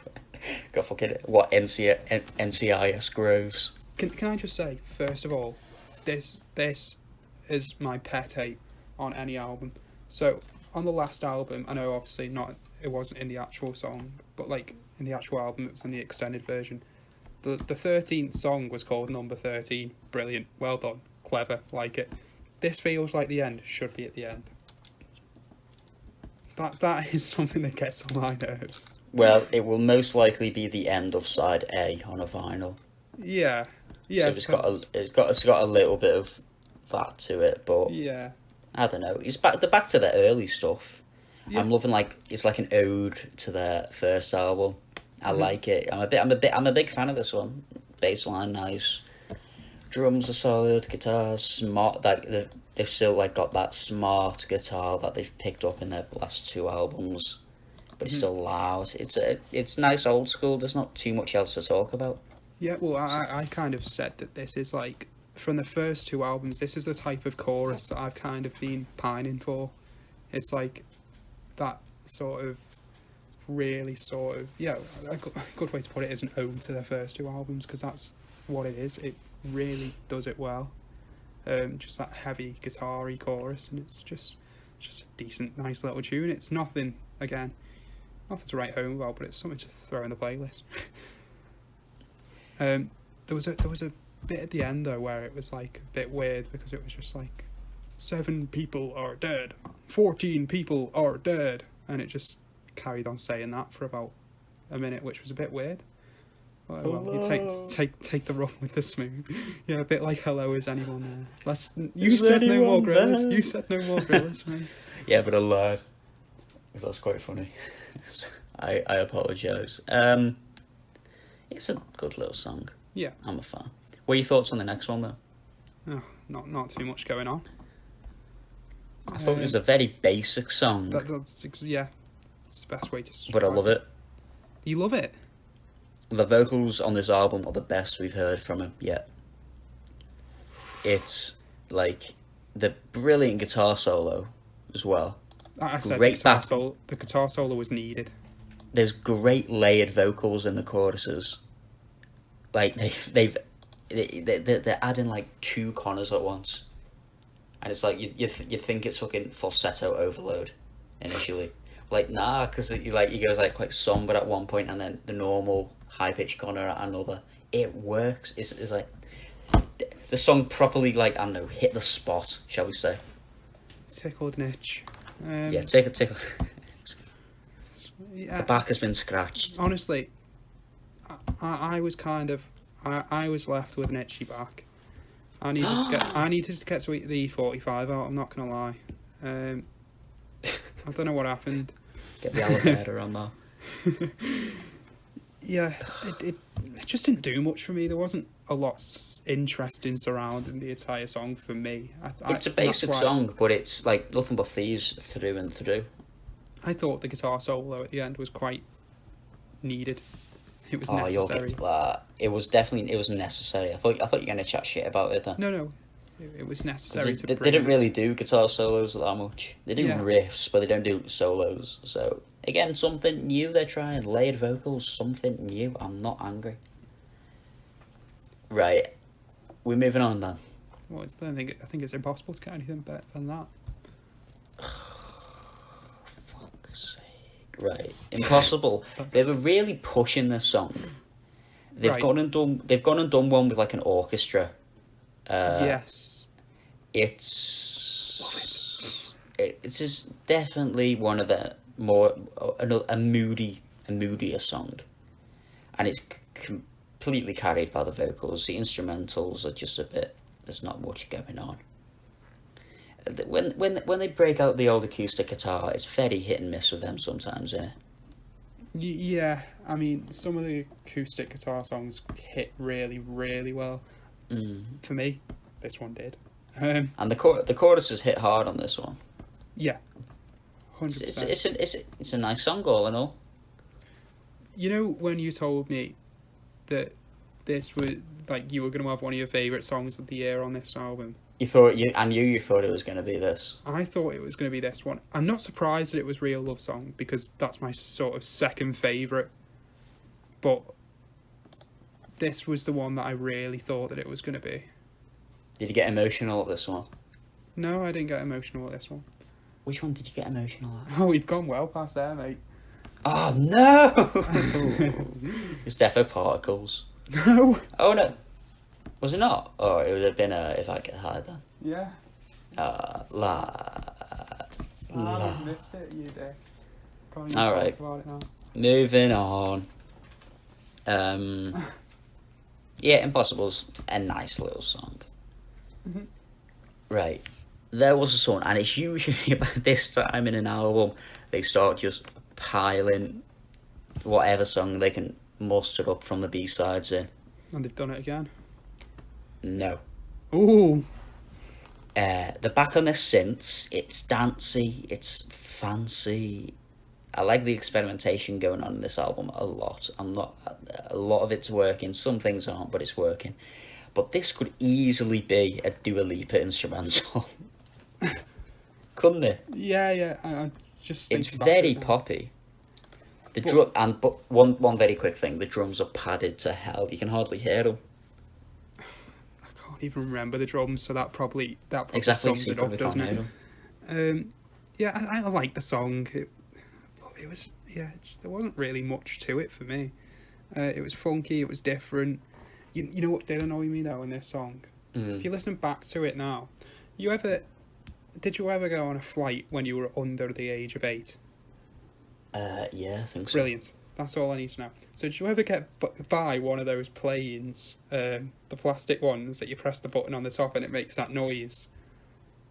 Like the noise of a plane taking off and landing. Lad, you've just like dug into like the deepest parts of my childhood here. I think so. It just makes this horrible noise of a plane going.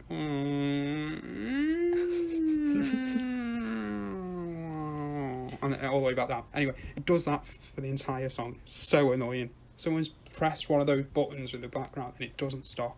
And once I started hearing it, I couldn't stop hearing it. So. Oh no! Right. I know what you mean. And they had that sound going on in Toys R Us in the port. If you ever went down like the space area with all the boys' toys, they had that sound playing. Well, And yeah. I don't know why. It also sounds like a toothbrush if you open up your cheek. And you can hear it if you've ever done that. Everyone go get an electric toothbrush right now. Go put it in your mouth and like slowly open your cheek and hear what sound it makes. That's the sound it makes on this. Yeah, and it's just that kind of got on my nerves. But you know what? I can't. Let's just not complain. It's again. It's another song where it's not my favourite song, but they haven't made a bad song yet, which is something that I find extremely impressive. No, there haven't been any like proper stinkers. There's been one or two duds that just haven't hit home. There's been no stinkers. We walk into Can You Afford to Be an Individual? quite a heavy title. We don't walk into it. It's a Run nice against a transition. wall. Yeah. The guitars by these lads are always like, flawless. Yeah, There's as only soon as so the many guitar times- kicked in on this song, I knew that was it. I just Yeah. like the song already. Yeah, there's only so many times we can bum off like how good the production is or how well they've set up these pedals and the sounds of them, but we're gonna keep doing it. It's a brilliant riff. It's a proper menacing tune. I'm getting like dead Queens of the Stone Age vibes off this, or like What Went Down off Foals. That kind of style, that kind of structure as well. I'm really liking it. The vocals near the end getting louder and louder, with the instruments getting louder and louder with them as well. It's brilliant. Well, it literally just sounds like he's just having a go at someone at the end of the song. Okay, but he keeps getting louder. He keeps getting louder. It Yeah. keeps going. And then they just drop it. I didn't mind that. And there's nothing more. Yeah. And what? It's like, okay, go listen to Two Steps twice. Yeah. And as they're about to hit the drop, go put on, like, I don't know, anything else. Clocks. How pissed off would you be? That's happened to me a few times. It doesn't. Yeah, I can see what you mean, but I don't feel like it was building up to anything when he was screaming at the end and everything was getting louder. It literally... I thought it was just it crescendo. keeps going up by a end. semitone every 4 bars. Yeah. He's literally getting louder. The guitars are literally getting louder. According to every dubstep song I've ever heard from Skrillex, there should have been a drop. Well, good job we weren't listening to Skrillex then, because I like this song. Why didn't they just go into a chorus? It's bothered me, man. I can see what you mean, but yeah. Right. There was one thing that did annoy me about this song though. Sometime, like I think a couple of minutes in, there's just a part where it just starts going. There's just like a noise of a man going iddy bomb yeah juju yeah yeah juju juju yeah, just like for like What? What? Honestly, listen to it. Listen to the song. I've wrote it down. It was iddy bomb yeah de juju yeah juju. Iddy bomb, yeah. A juju, de juju. Honestly. Yeah, I can. All right. You sound like that African lad that gets asked to say his name. Iddy bomb yeah de Yeah, juju. that's What it is, and it's so weird. But, anyway, decent song. Listen back to it honestly after this. I'm gonna play it for you in a bit. Right. But before I do, we've got one more song to get through. Before we drift away, we're going to talk about Before We Drift Away. There's a really slow build up to this. Mm-hmm. But then they had the violins, and I'm like, oh my god, this is a fucking great song. They got great drops, great vocals. There's been no dead tunes near the end of this album, like there were in the last two. There's been no dud. There's not one single dud in this album. Yeah, I mean it's a brilliant album. There's much more powerful vocals on here as well. It may if they were a bit louder on this final song, it would have been up there as like one of my favourites off the album as well. Oh no, But, I thought this was like this. I mean, I don't know if they're planning on doing anything else, but this just felt like kind of like a goodbye song. So the vibe I was getting from it, it had like all like that kind of orchestral, short, like little interludes. It was acousticy. It was a lovely little song. It did feel like a bit of a goodbye, which was a bit weird. But this better be the last song that they play. I think so. We haven't even talked about their EP. We didn't talk about that. If anyone hasn't listened to that EP they released between Broken Machine and this, go listen to it. It's like the tightest thing they've released ever. Every song's a banger. Right. I'm personally someone who needs to go and listen to that EP because yes, I've enjoyed all this so much that I've got to give it a go at least. So that's something I'll be looking forward to doing probably tomorrow. Yeah, I mean this album we see them doing a lot more experimentation with their synth, with the keyboards, with their structures, with their styles. Mm-hmm. Very experimental. They had that Frankenstein song. It was it's easily their most moody album to date. Yeah, I'd say there are some big songs, but not loads of big songs. There's no duds, there's a few bangers, and there's a few great songs. This is definitely their tightest album yet. Yeah, definitely their tightest album. Wait, So, what about your final thoughts, mate? My final thoughts on Moral Panic is that there were, obviously, again, there are no really bad songs in it, but there are still some that, like, I how do I put this? So the best songs I didn't feel were as good as Broken Machine, but the worst songs were sort of just kind of on a par. There weren't any bad songs really. Overall, I felt the production was done well. It was overall very enjoyable to listen to, if anything, for the kind of different songs, like so many experimental things, as you say. But overall, for me, this just, after Broken Machine, I've gone straight into Moral Panic, and I kind of maybe expected a little bit more from. I expected probably one or two more huge tunes, and I felt like we only really got two on this album. So, Okay. I think. What are you giving it out of 10? Overall, I think it's better than the first album. So, give it a 7.5. There we go. Done. Easy. I'm joining you on that. I'm giving it a decent 7. Yeah. I think that's the same as what I gave Broken Machine. So they're pretty similar. Not like of how tight. They're similar in how tight they are. Not in their styles at all. They hit in different ways, but they're both good albums. Finito. Finito. Yeah. Bloody hell, I'm warm. You're warm. Yeah. Sweaty. Ew.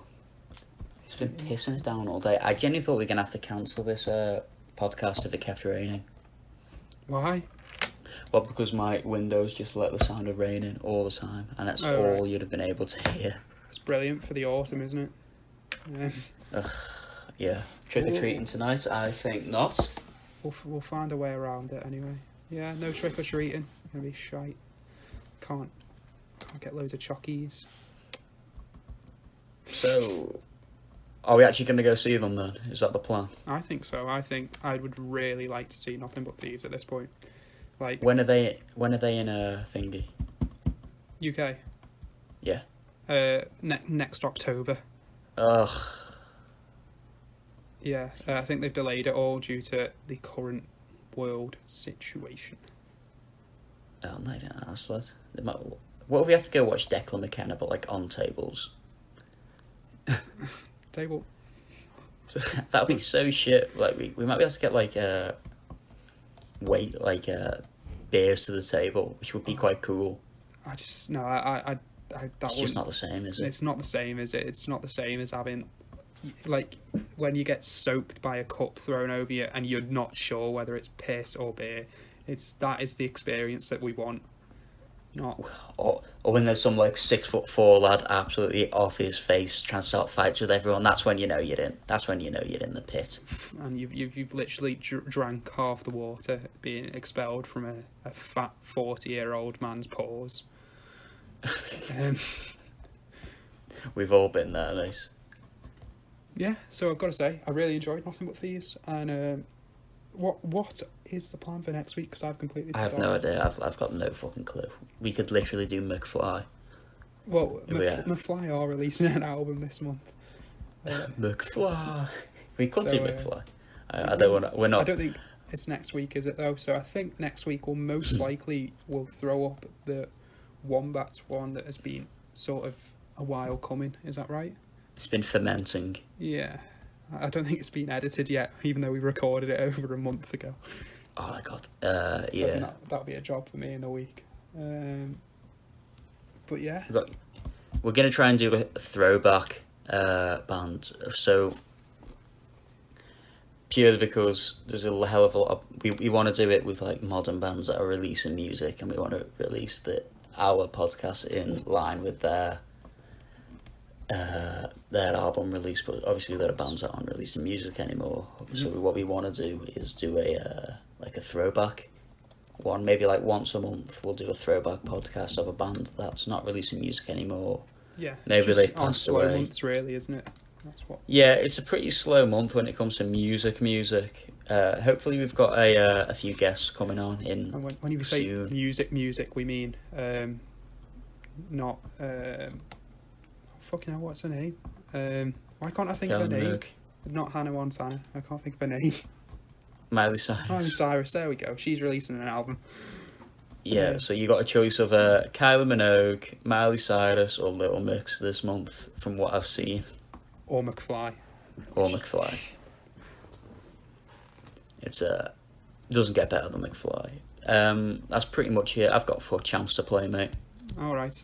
Yeah, I've got to go and get changed now. So. All right. Have a bit of scran. What? Have a bit of scran. Oh, I'm starving, mate. Yeah. Right It's then. only 10 to 5. Oof. Shall I say it, Stan? No, don't say anything. Okay. We'll leave it. We'll leave it with nice and calm and chilled vibes. We'll have some music playing on the outro. See you when you're older. Don't go changing. Fuck's sake.